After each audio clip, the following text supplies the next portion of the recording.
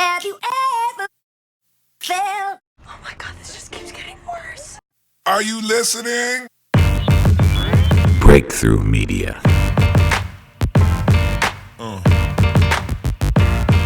Yeah.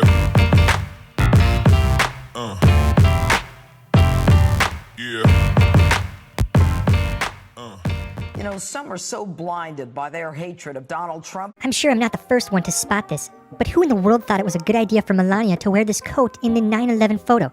It legit looks like an object is flying into a tower or the Washington Monument.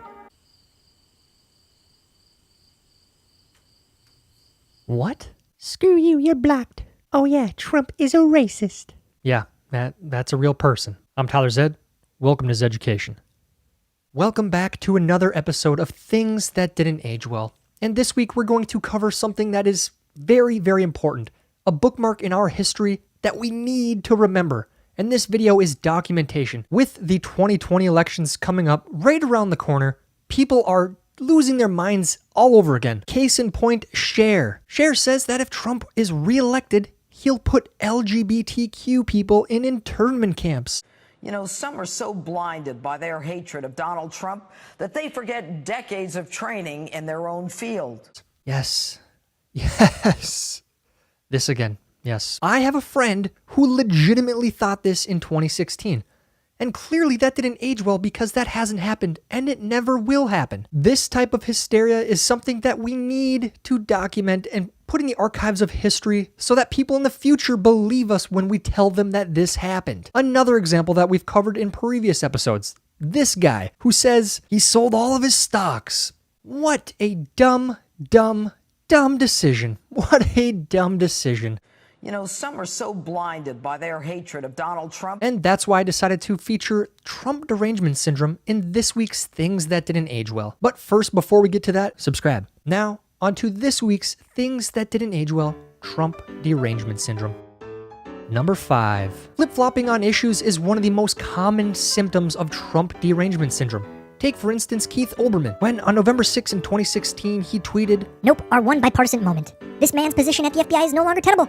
Fire Comey. He was all for firing Comey. Firing Comey. And then, when Trump actually did fire Comey, he said this. Congratulations, real Donald Trump. You have just impeached yourself. #flee.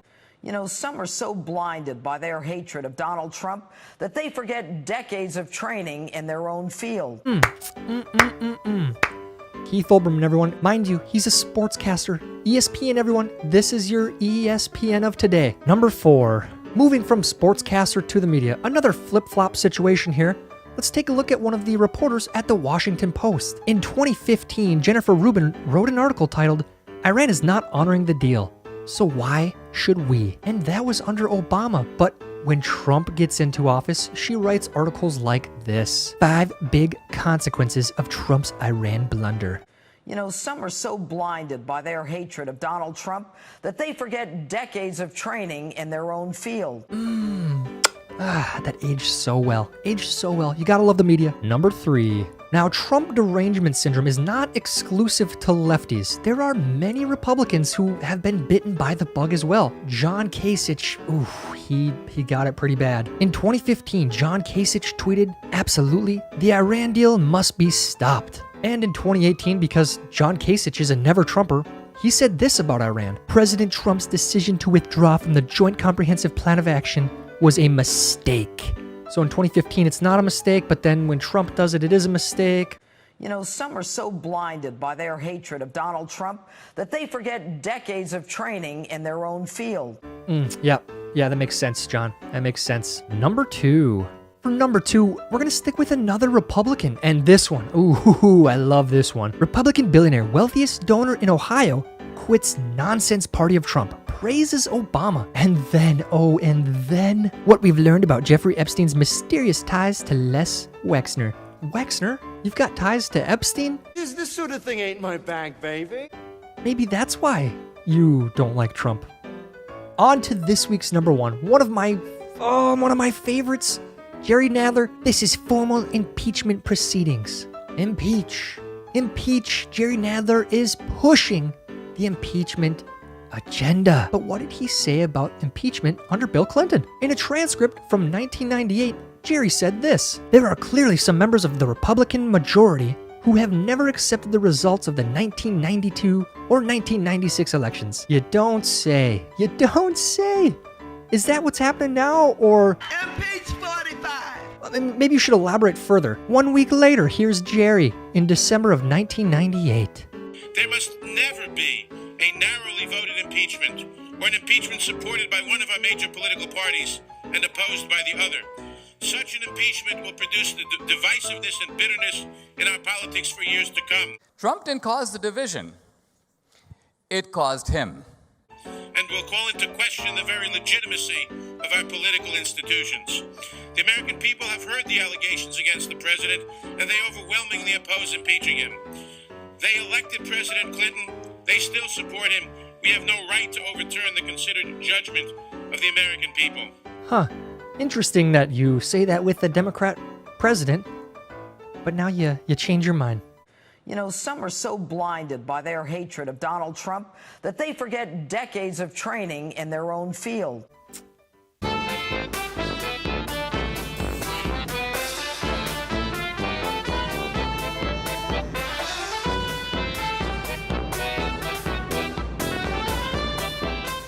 Clearly, Trump derangement syndrome is a very, very real thing. People forget what they have said in the past, things they've stood for in the past, and then they go against Trump because it goes against Trump. That's it. That's the only reason why. So let's make sure that people in the future, they know what happened here and now. And hopefully this video is around then, and if you're watching in the future, yes, people lost their minds. People went insane. Please hit like if you can't stand the double standard, hypocrisy, flip-floppage over in Washington, D.C. and in the personalities in the media. Until next time, I'm Tyler Zed, and this is Zeducation.